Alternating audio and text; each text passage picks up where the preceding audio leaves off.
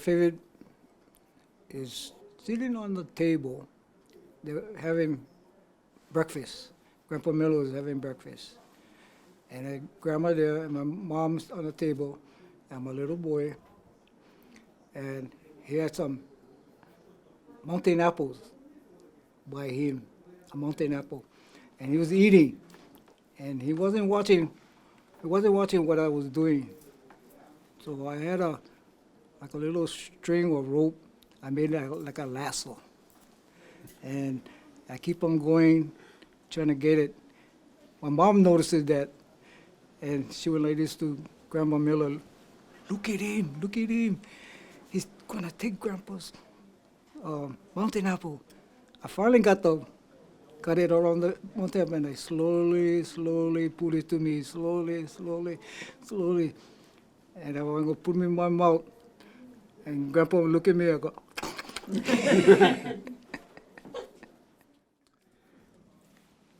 Grandma liked to cook. She's one of the best cooks I've ever known. And she also used to make ʻāpana, which is what I really loved a lot. And out in this front yard, there was a coconut tree, but there was also coconut trees in Uncle's yard. But this apparently was where she got her coconuts to make the ʻāpana. She would ask my dad to go grate them, pick them, take them out of the stuff and, grate them. And see, whenever I saw my dad going with his little thing, it was like a round thing with all sharp edges, like a star, and he'd be like this, right? I already knew, Grandma gonna make ʻāpana. Okay, I'm thinking in my mind. So the process takes a while. So the next day, I already know my grandma made ʻāpana and gonna be nice and firm. And so I just come over here. Oh, hi, Grandma, how you? Be nice. Oh, Grandma, yeah, my dad, he was grating some coconut for you to make ʻāpana. Oh, yeah, boy. Yeah. Grandma, get some. See, I ain't stupid. I know how to get to my grandma. And she busts them out. And she goes, oh, here. So she cut me in piece. She goes, oh, you like some? Oh, yeah, Grandma, I like some more. You know what I mean? But it was just that memory because what triggered in my mind was, okay, my dad is grating coconut. Must be Grandma's making. And then I'm thinking, how the heck? Oh, I got it. So every time this happened, I would always use the same method. Come over, see Grandma. Hey, Grandma, hey. And I always got my share. And Grandma Miller, was she fluent in Hawaiian? Or did she speak Hawaiian? she did a little bit. Yeah. No, I think they did. They were. Yeah. Because they said when Grandpa Miller's sister would come down, Margaret Blake, they would, when they don't like the kids know what they're talking about, right? They talk Hawaiian. Yeah. And my dad said that when they used to go Hauula, Grandpa used to stop at the different valleys along the way, and he would get out, talk Hawaiian with the people that were down there. So yeah, they were fluent. So Grandpa Miller spoke Hawaiian? Too, yeah, also, yeah. Okay. I guess for me, it's sleeping up in this home when we were young, and getting up in the morning in Grandma's room and Grandpa's room, and Grandma braiding our hair. Grandpa is downstairs making breakfast for us, which we were just wishing he didn't. He made the horriblest food out. Charles can attest to that. And we were just happy when Grandma made breakfast for us. And there's a lot of favorite memories, but, I'm starting at the very beginning. So I guess we can. Dad, do you have Move on. favorite memories of your grandparents? I think this, being up with Grandpa and Grandma, they were good role models. Grandpa was very industrious. He was a go-getter. He knew how to get things done. Grandma was the matriarch. She's the one. And like Dottie said, we used to spend time up here, and then this, when we were young, we would be, because didn't have that many homes around here. We had a lot of mango trees. coconut tree, mountain apples. So we had a lot of fruits. And we raised pigs, ducks, chickens. And Uncle and I, we had a good job. We had to change the chickens' poop. Chicken poop. The one that lady, they made a lot of poop. But that was our favorite job, Uncle, the poop. Favorite memory of my grandmother, she's a sweet lady. But she was up in age. I mean, she raised me. She passed away. I was like 79. I was like 15 years old. No, my grandmother always took care of me. That's my grandmother. No, I lived with her. 15 years, and she's a sweet lady. Would you get dirty licking from her? No, well, she's already up in age, so I got scoldings, but no, she's always sweet to me. No, I was spoiled. I gotta admit it. I was spoiled. Nothing wrong with that. But I learned a lot from her.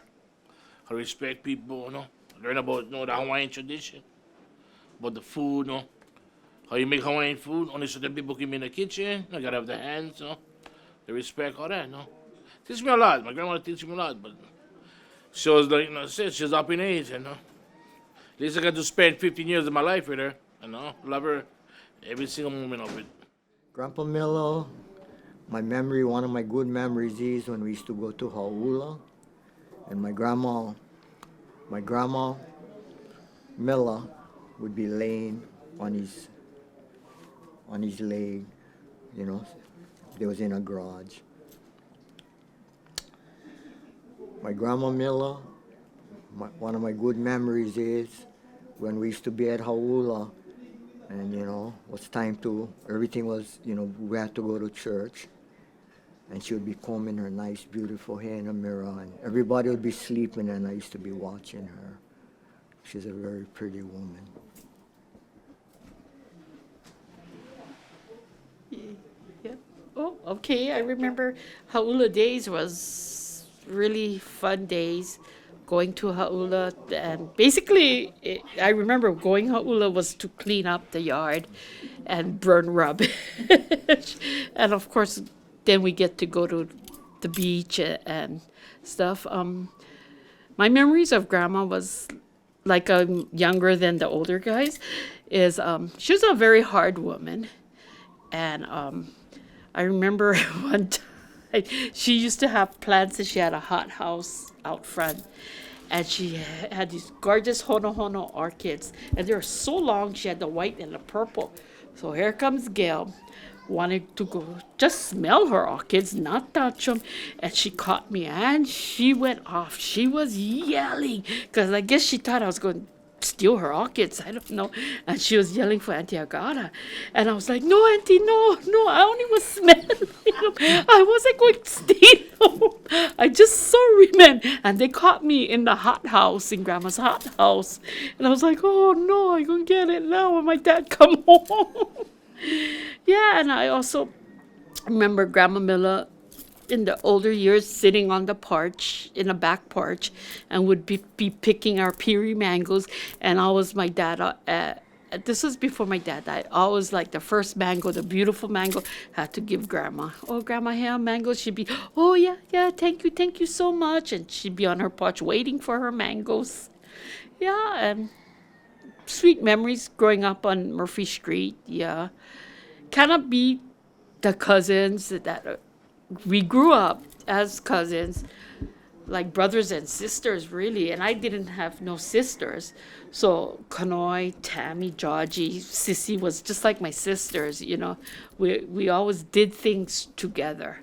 And like on Sundays, I remember we all get together, go movies or whatever. And or we on Sundays, it seems like all the family, all the other aunties and uncles would all end up here and would be outside playing with other cousins, but Grandma be on her porch watching what you were doing, and if you were doing it right, or she'd get on you if you wasn't doing stuff right and touching things.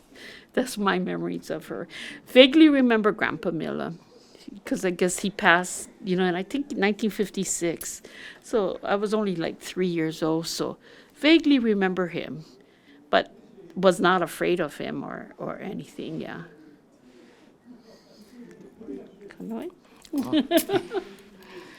Well, my memories of Grandma Miller, I have a lot.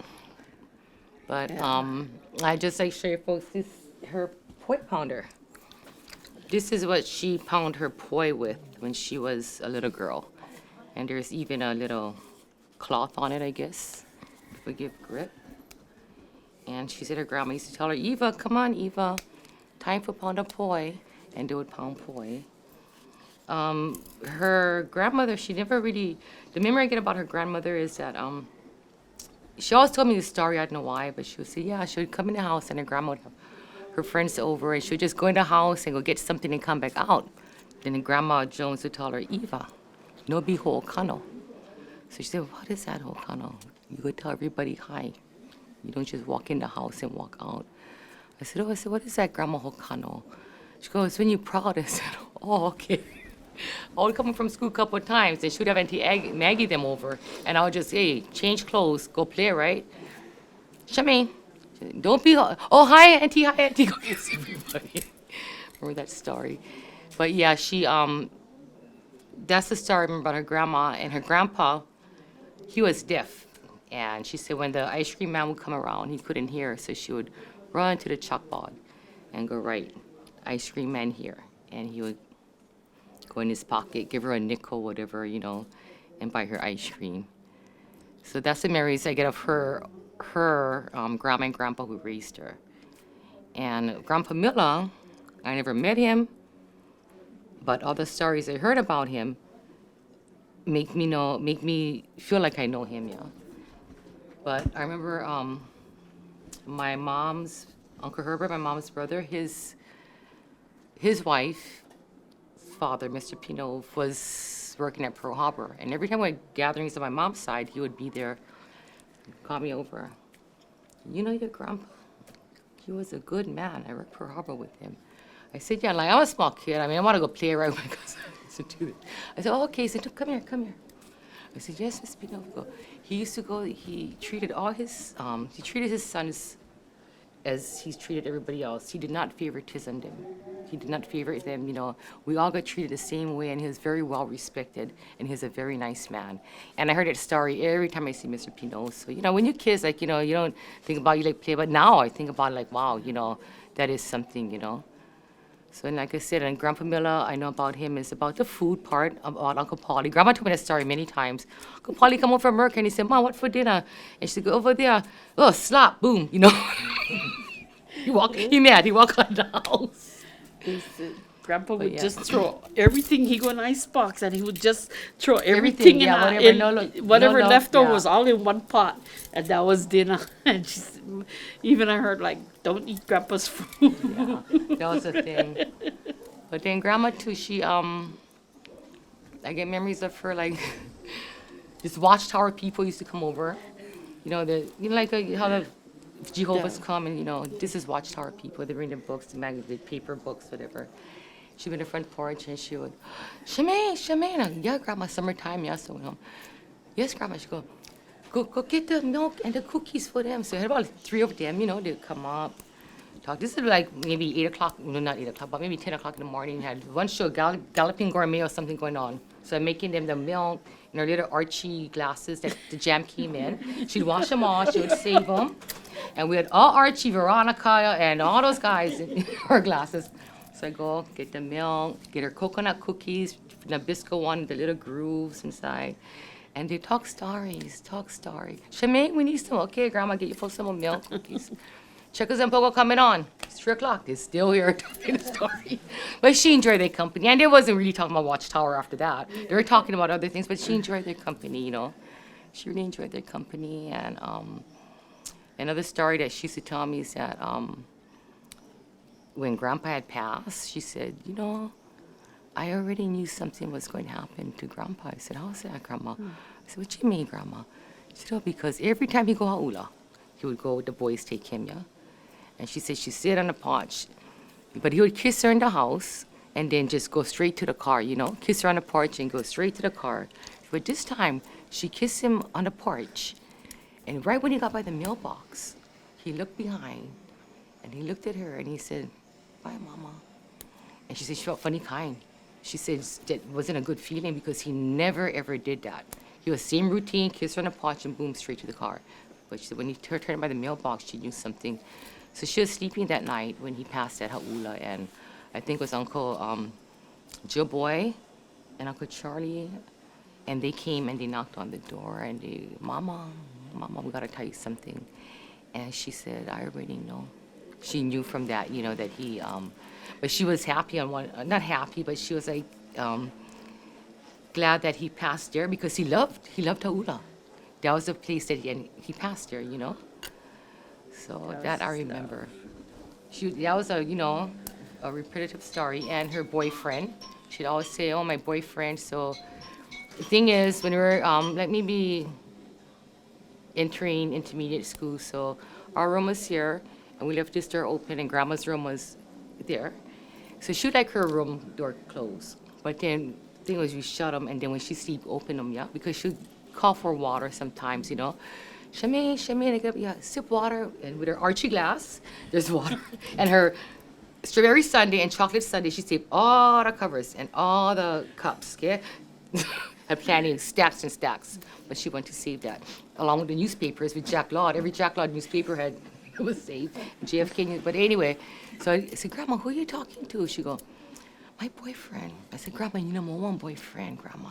I said, you married to Grandpa Miller, and he's in heaven right now. She go, I'm talking to my boyfriend. That's my boyfriend. So I said, okay, Grandma. Kiss her goodnight, put her purple pillow between her legs, because she sleep on the side, but she had knee problems, so the pillow had to be in between. Okay, good night, Grandma, I love you. So I shut the door. And I had to wait for a while until she fall asleep and open the door again. So I said, listen, she's still talking to her boyfriend. Then I had a thought in my mind, oh my God, what if I hear Grandpa's voice back in my room? Never again, I'm going to eavesdrop on her talking to Grandpa. But yeah, she that was her boyfriend. She always said, my boyfriend, you know. But I got good memories of her. And about her cooking, I mean, like they say, she was very particular. And I know it was in 92, 93, and I went to my dad to the Unical party. He had a Christmas party, December. And it just happened, one of the co-workers was going to retire, and he was a Holly gentleman from the mainland. And he made his retirement speech, and he said, oh yeah, I remember when I first came down, you know, and I went to Unical, and was Union area at that time. And the first day we were there, you know, everybody treated him nice, he said, and then that day, you know, right after that work, everybody was going to Alec Miller's house. So went up to Alec's house, he said, boy, oh boy, did Mama Miller put a big spread out. He said that was the first of many, many times that they came up here after work. And he said Mama Miller always did put out a good spread. And when he heard Alec's house tonight, oh, he was all happy, man. And I was like, wow, Grandma had died in 78. This man is 92, retiring in 92, and my grandma is part of his retirement speech. So that was the highlight of my dad's Christmas party, you know. I said, wow. That was really something. I said, how do you remember, you know? And which was the truth. Everybody was welcome. Grandpa Miller, my dad said, they all can come over, all the boys come over, but they go work the next day. He said, you don't care what color, where you from, what nationality, you welcome. You folks there, but sleep downstairs, and you folks all going to work the next day. Boom, they all wake up, they all work. And the Millerman is like that. I see my dad and Uncle AC. They drink till like after 1 o'clock in the morning, and they still wake up early. They go, you know, not us, we the kind. Yeah. Grandma Miller, she loved her little toots too. And I remember, even like in her early 80s, she loved her Baby Miller. You know, well, we all grew up with, started off with Baby Miller, yeah. So my mom was working at Japan Airlines. Their shift was like night to morning, so she'd come up sleep. My dad was working, and then she said she'd wake up like maybe 11 o'clock, time for her to get up. But she cut out, you know, up, you sleeping up. So she leave that door open. So in order for Grandma to go on the porch, she has to pass my mom and dad's room. And my mom would hear from the kitchen, clink, clink, clink, clink, clink, and her walk with a Baby Miller's hitting one another. So she looked, she acted like she's sleeping, and she kept one eye open. And she said, right by the door, Grandma Miller, stop. She said she got her eye open like that. She looked, Grandma Miller, she looked at her. Oh, glad he's sleeping. She go to the rock, clink, clink, clink, clink, clink, clink, clink. She go on the front porch. The mom said, oh, scared. I'm gonna let her settle down. I'll like startle her. So she opened the door, she goes, Eva, kid, what you doing? Ay, Gladys, don't tell Alec, please don't tell Alec. Because she was not supposed to drink until afternoon when my dad come home from work, yeah. So, but she goes sneak around with her baby Miller. She said, Mom, I'm not going to tell Alec. She goes, today's my day off, don't worry. Mom go wash up, eat something. Paul, her and Grandma's on a pot drinking. I said, oh my God. But what's so, I mean, so, because she loved her baby Millers. I mean, she loved her little twos, her canned salmon and her poi, and oh my God, that was her dinner. And one time, Sissy and I was at confirmation class. That was taught at nighttime. Catechism was day, but this was confirmation, was taught at nighttime. So my mom was working, my dad was playing baseball, and Uncle AC stood with Grandma, yeah? So when me and Sissy came home from confirmation, Uncle AC, okay, first get me, Uncle, thank you. We're going to watch Grandma. So Grandma was all feeling good. Uncle AC too is feeling good. Yeah, I got to go work tomorrow. Okay, Uncle, thank you. So Grandma's, yoo-hoo, she's in a good mood, you know. Sissy, I mean, you first want a beer? Oh, yeah, Grandma, we can have one. And Grandma, like before, I mean, she's very particular. You cannot touch this, cannot touch that. Her pots, everything is all you know, her cookies is sacred. So, yeah, Grandma, we're going to have. So, Sissy, we're going to have one. She goes, no, we have our own. I said, okay. So, who is it? She learned chug-a-lug and chug-a-lug. And, oh, my God. So we're singing Grandma's song. She liked Lahaina Luna. So we're singing, I am going to the island of the valley, to Lahaina. So we get the part. They say that Maui no kahoe. Grandma go, yoo! You know, chug-a-lug. So me and Sister and I, yoo! Gotta get her pots and pans. We banging covers, the long wooden spoon with the pot, boom, we singing. That's all we were singing, Lahaina Luna. We did that 2.5 hours, you know. And it was you and oh my God, it was so funny. So we had a great time. Then my dad came home from baseball. And then he came in the house. The party was over. Sissy, you go home. You go rest right now. Shamin, get in the room. You go rest. And you can put Grandma to bed. But we had a nice party with her, you know. And that was the first and last time we could yiggle with her pots and pans. Yeah, But she's yeah. a fun. She liked her drinks too. She did. And talk to, you were telling earlier about her particular about food. Oh, she was very, very particular about her food. It had to be so very gracious, though. She wasn't rude, but I remember going to a party with her with my dad, and she see that it wasn't up to her standards, I guess, their kitchen area. So she said, "Tano, go eat." "Oh, no, I'm so full. I just pow eat." She's sitting down. Then later she turns to my dad, "Let's go. I'm hungry." But she, graciously, she didn't, because she was a very particular woman in how her food was prepared and how it was done. And but she'd be gracious about it. And same on, I remember in Ha'ula when the boys would go pick limo crabbing, come home and my mom says, "Oh, we're going to help Grandma clean crab." But Grandma be there watching, and if you wasn't doing it right with the toothbrush, whatever, she graciously come by you. "That's okay. You go outside now. I'm gonna finish it." It's because she didn't like what you was doing. Even if had a whole stack to clean. And my mom said sometimes she be mad because she be stuck there cleaning. She said, "I should have been like the rest, make kapulu." Then she get kicked out. She said no, and even to clean the limo, she was very, very particular, because Ha'ula had plenty limo kohu before, and they would go get and they bring it. She said, "Oh, you have to clean it." She's watching. Don't fool yourself. She's watching every move, and she's looking how the thing is clean. And if it wasn't up to her standard, she would say no. And my mom said they'll put them all in our refrigerator. But by she see the kids all going there. "Oh, what they doing? They're touching the food," stuff like that. Don't touch. Scolding, yeah. But she was, like they said, very generous woman, but particular in her food and in her dress. She was always meticulous. I remember Auntie Small Mary coming up every Saturday, I think, or Wednesday. I forgot what day. Wednesdays, they used to take her doctor on Wednesday, her Uncle Connie. And then ironing Grandma's moo-moos and because Grandma had, even I remember my first Holy Communion. So we came up after church, wanted to go take a picture with Grandma. Grandma said, "Oh, no, wait." We had to wait about half hour, 45 minutes. Well, she got dressed. And while she put on her nice muumuu, everything, just to take picture with me, with my Holy Communion clothes, because she wasn't going to take picture if she didn't look her finest, That was just her way. But, good ways. And I remember her sending my dad to the store. he come home from work. I go, oh, where you going, Daddy? Oh, I gotta go stuff for Grandma. And my mom go, oh, gal, you don't go with Dad because then Grandma would be particular. You go buy toilet paper or whatever she says, or Kleenex, had to be this brand, had to be white. Don't bring home, not before the napkin, the roll napkins used to have water prints, or the napkins were blue, pink, or whatever. No, if not white, she'd be so mad at you. She'd be so mad at you. It had to be white. And a story about my dad. Oh, my dad used to drive us nuts because every morning our coffee not good enough for him. Every morning with his underwear, his shirt, he comes over here to Grandma's house and he would drink coffee. And then later on, you see him with his coffee cup outside with his underwear, his shirt is sweeping the road. Oh, Daddy, what you doing? Never mind. And our house, our bathroom wasn't good enough for him. He had to come over here to take a shower. Every day my dad would come here to take a shower. Not in our house. He'd come back home, I don't know why. And I guess maybe he was close to Grandma. I don't. Yeah, they were close. I don't, yeah. And she always used to call him too for I mean, it's like little mouse things. store. I used to go with their mouse Yeah, store before. mouse store.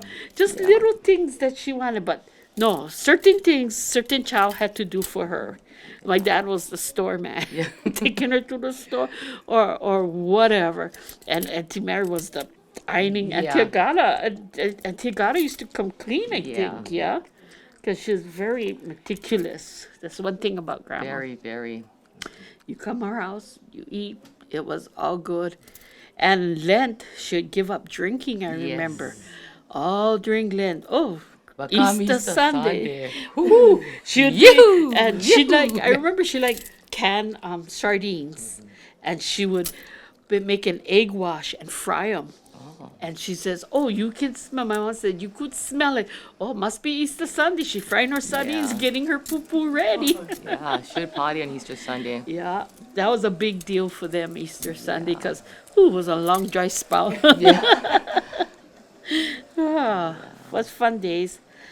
I am so happy and glad that they moved to Murphy Street, and very thankful that we were part and got one house, part of the Millers. Wouldn't want to grow up anyplace else. Yeah, sweet memories with all my cousins. I remember about your saying Grandma being particular. It was like the first, Mother's Day after Grandma passed.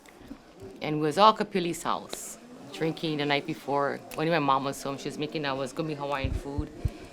And she said she smelled this very sweet fragrance. Yeah, so she's doing that, lomi salmon, doing that, and it kept coming, this smell just coming. She said, yeah, she said, Mom, I know it's you. She said, don't worry, I do it the same way like how you taught me. I bean. So Mom told me that story. I said, really, Mom? I said, well, although I love Grandma with all my heart, anybody I love, but I scared that kind of stuff, right? Yeah, But I am too. yeah, I am very scared. I said, Mom, if it was me, I would leave everything and be running out of Kapili's house.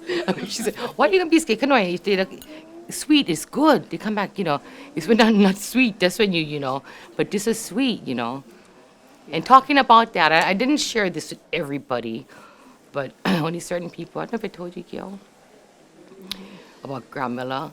She came, when my mom had that Alzheimer's at an early age and she couldn't speak no more, I was in one dark place, yeah. I was angry, frustrated, and not at God, but just angry at the situation, yeah. So I was really oh my God, So I'd come up from Jumbo's, stop at Lonnie's on the way home, buy one 12-pack, drink at that time I was Budweiser, drink. Then it was Bob, so I'd wake up my dad, you put this on tape, Ivy, but erase this. I'll wake up my dad, yeah, Monday, whatever, come on, drink. 2 o'clock in the morning, wake him up, Dad, how come Mom gotta get sick? How come this happened to her? I don't know. He said, I don't know. I feel bad about about your mom. I'm sorry this happened to your mom. He said, I still love your mom. I feel bad. So this is on Monday, Tuesday, Wednesday. Came Thursday. Again, I wake him up now. Shemaine, I told you, I don't know why I feel bad. He said, but stop waking me up. I gotta go work. I work 4 o'clock. I said, Dad, I said, go get some rest now, Shemaine. Go get it. I said, okay. So like I said, I was in a very, very dark place. So after that, a few days later, I was sleeping, and I had this dream. Grandma just was up, and I looked at her, and she looked at me, and she had a smile, but not a, just a smile. And all I felt was a hug. There was no words spoken, nothing was spoken, just her look, her smile, and that hug. And that hug felt so real, and then the next morning I woke up, first thing came to mind was that hug. I went to work, I felt that hug for me for the longest time. And to me it was real, And we all know that her song is Blue Spanish Eyes. Yeah, we like that song. So I mean, from small kid, we always hear that song. And I hear it after my dream, I heard it, but we never get an iPod, iPad, whatever it is. So, of course, you get to play your favorite songs. So put that down. And when I have my beers outside, I'm, having my few, whatever. And if you want a certain song come on about my mom, I'm going to play, cheers to you, mom, grandma go, kapili, all my, que cara, oh, latte too, So I do that, me by myself. And people look at me, they must think I'm nuts, right? Cheering stuff. But, it brings me a good feeling, right? So one day I was doing that, and Blue Spanish Eyes came on again, and the part where soon I'll return, bringing you all the love your heart can hold. Just would hit me one time on. Oh my God! I said, Grandma, you did return, and you did give me all the love my heart could hold. And when I think about it, I can still feel that hug, So I mean, thank you, Grandma. I love you. And even if I'm not drinking, whatever, I'll just I hear that song. I always thank her. I said thank you. It meant a lot to me, and still does, I just cannot explain it, But that's, I was blessed to have that dream, and I know it was real. I know it was real. And that song now, Spanish Eyes, has more meaning for me, So I just want to share that with you folks, Grandma would speak off and on, use different, but they were not encouraged to speak Hawaiian. None of us was. If anything, we were discouraged. And we spoke pidgin, like wahinis. You don't hear that nowadays. Lua, things like that was in our language. We spoke like that, but it was all broken.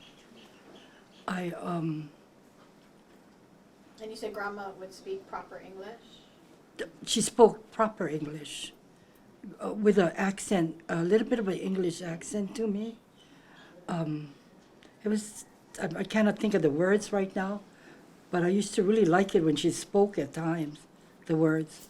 Only because we spoke real pidgin. We were just brought up ragamuffins. We were like pretty much on our own. We'd come here and we're like, oh my God, we're in heaven. Because our parents were not like them. Not like Grandma and Grandpa. You heard only happiness and laughter. And of course, all the uncles and aunties, they were so loving to us. We were fortunate to have all of them in our lives. Auntie Agatha, Auntie Annie, when she'd get, sit down and start singing her cowboy songs. And I forget what song, there was a song she sang, Manaloa, I forget what song it was, Kai Manahila. That was Auntie Annie's song. Yeah? She used to sing that song. And just, we were just part of it. We just soaked it in as kids. But Grandma, as I said, was more in the background. One thing with Grandpa, I have to bring this up, and that was when I got married, the next day they had a get-together of my husband's family. And this Portuguese man came up to me, Willie Castana, that was my husband's family, and he said, you are A.C. Miller's granddaughter? And I said, yeah. No, I hear you're A.C. Miller's granddaughter. He said, yeah. Do you know he's the first local that was hired in Pearl Harbor for that job that he has of being master of the transportation, the first local. It didn't dawn on me as I was thinking about all the things about them that popped into my mind of what he said, that we should be very proud that Grandpa was the first local that was hired, other than Howley's. So that was impressive. To me, it's impressive now. When I was young, I could have cared less, but that's how it goes. But yeah, Mom didn't really talk much about her upbringing. She talked about her brothers and the love and things like that, but not the history. We would hear it from Grandma or Grandpa or Uncle Ernest about White Lane and about how they lived in White Lane. And I think Uncle Charlie was still living there in the 50s. Not Charlie Boy's father, but his uncle. Because I got to meet him when I was working, and he was still living with Auntie Grace in White Lane. So, yeah, the family they were very loving and an awesome family. Fortunate. We were rascals.